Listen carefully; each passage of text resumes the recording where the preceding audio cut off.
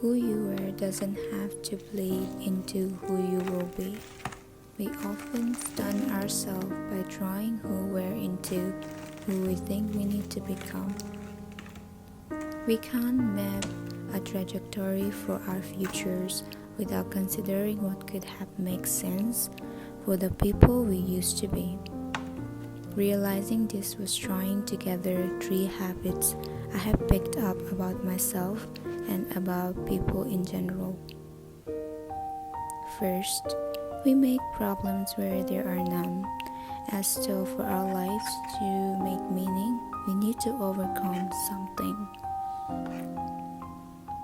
Happiness is something that we have to consciously choose, otherwise we'll create the reality that we subconsciously think we deserve.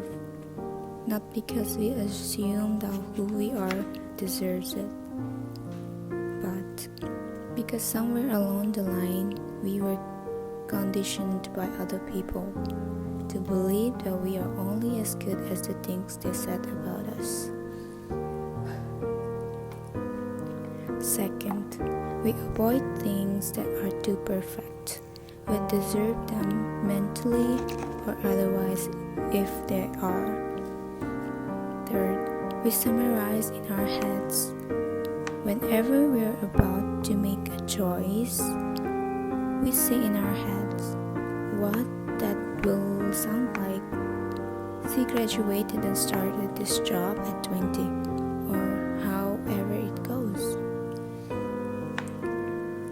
It's as though our decision can only be acceptable if they sound right, and how they will continue sounding years down the line, whether or not they are right for who we are in that moment.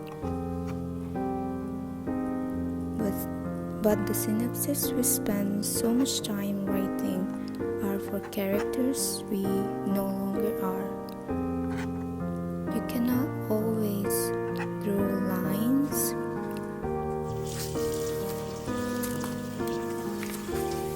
between what was and what is and what should forward be. You cannot always make sense of your coexisting truths.